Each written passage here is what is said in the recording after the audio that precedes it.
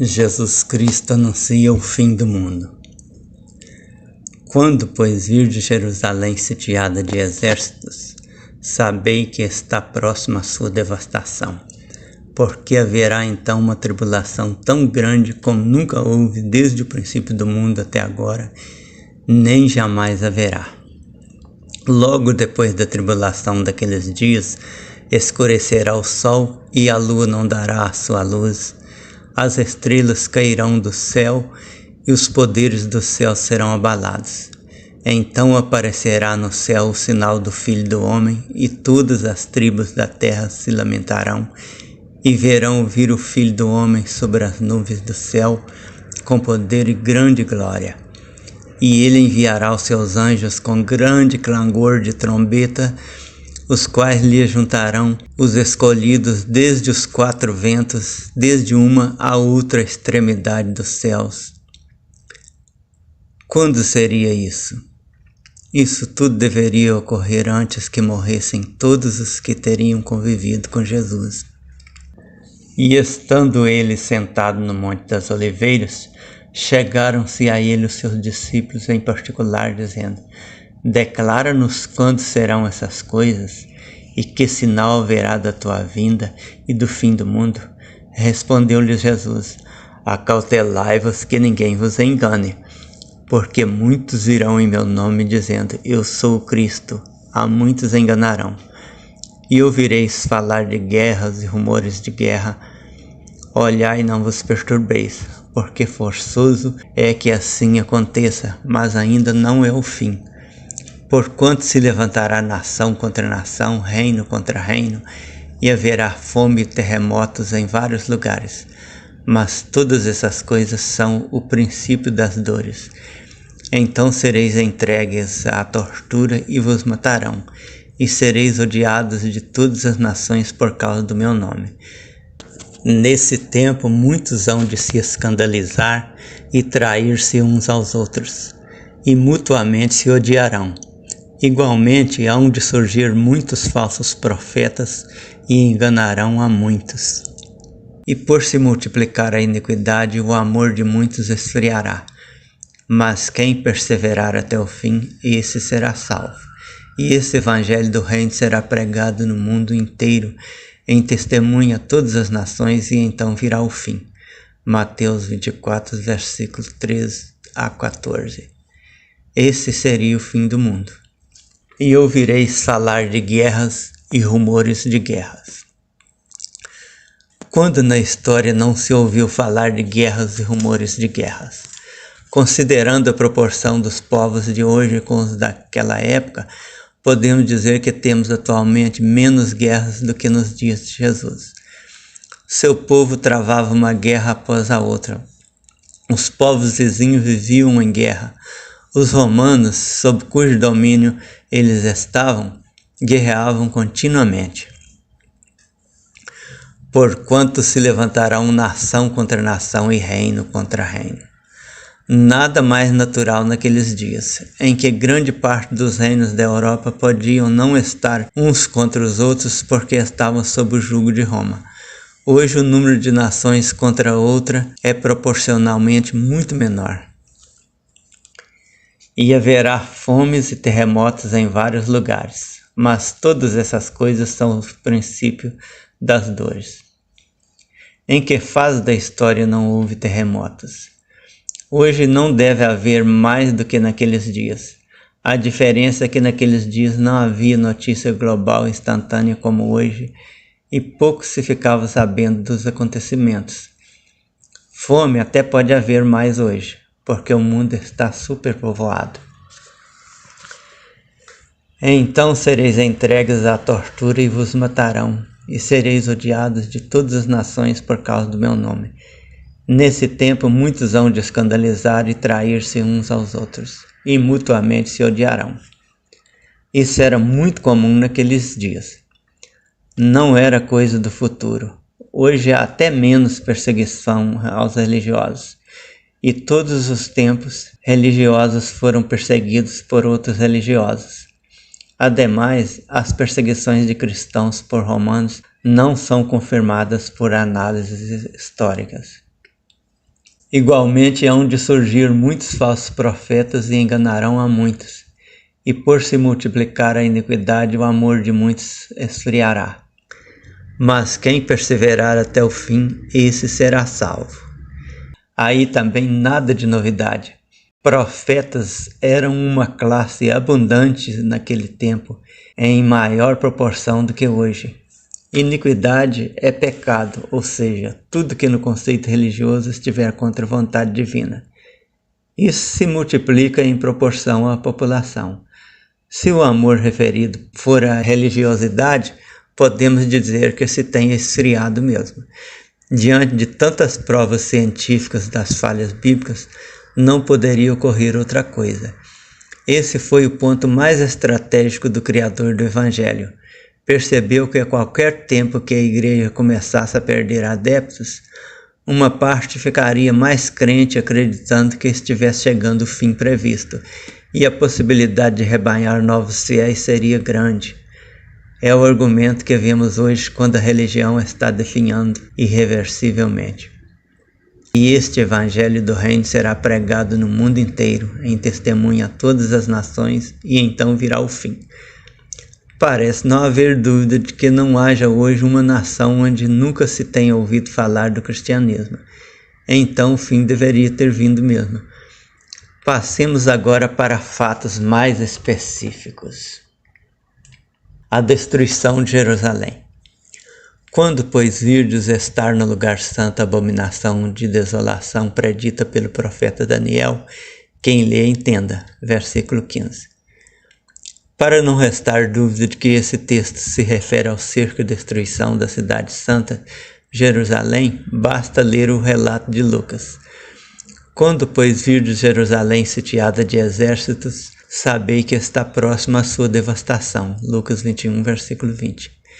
É bom lembrar que esses evangelhos foram escritos após a destruição da cidade, isto é, a predição foi relatada após o fato. Então os que estiverem na Judéia, fujam para os montes. Quem estiver no eirado, não desça para tirar as coisas da sua casa, e quem estiver no campo, não volte atrás para apanhar sua capa. Mas ai das que estiverem grávidas, e das que amamentarem naqueles dias. Mateus 24, versículos 16 e 19. Essas palavras dispensam comentários. Diante de um exército como o romano, só mesmo a fuga mais rápida poderia ter algum êxito. Orai para que a vossa fuga não suceda no inverno nem no sábado. Versículo 20. O inverno tornaria a fuga mais penosa, e talvez o sábado complicasse um pouco também, devido aos rituais do dia.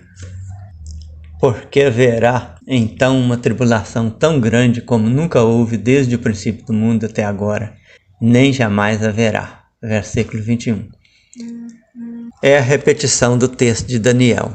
E haverá um tempo de tribulação qual nunca houve desde que existiu nação até aquele tempo. Daniel 12:1.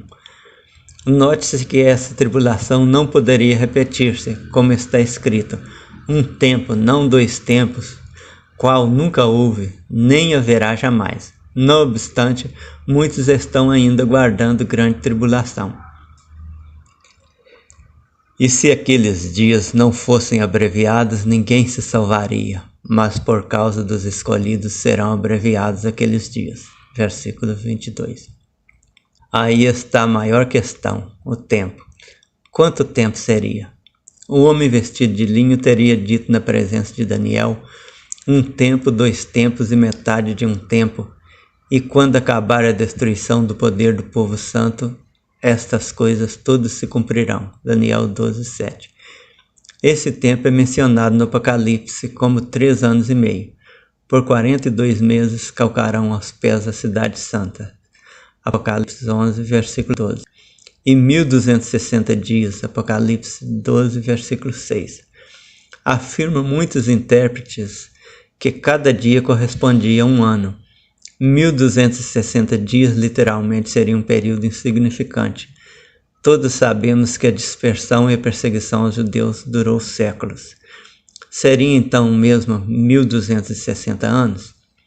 Jesus teria dito que alguns de seus companheiros ainda estariam vivos por ocasião da sua volta. Mateus 16, versículo 28, o que indicaria um período bem curto. Mas não levando isso em consideração, admitindo 1 ano por um dia, ainda seria um tempo que já ficou para trás há séculos. Os judeus só vieram a se reunir como um Estado quase 1900 anos depois. Então, aqueles dias não foram abreviados como predito, mas foram exageradamente estendidos.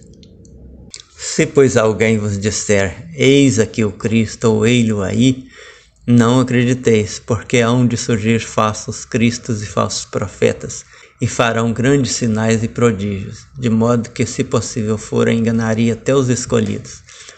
Eis que de antemão vos tenho dito. Versículos 23 a 25. Profetas sempre surgiram. Cristos, coisa muito rara. Recentemente apareceu aquele que diz ser a reencarnação de Jesus Cristo. Portanto, se vos disserem, eis que ele está no deserto, não saiais, ou eis que ele está no interior da casa, não acrediteis. Porque assim como o relâmpago sai do oriente e se mostra até o ocidente, assim será também a vinda do Filho do Homem. Versículos 26 a 27.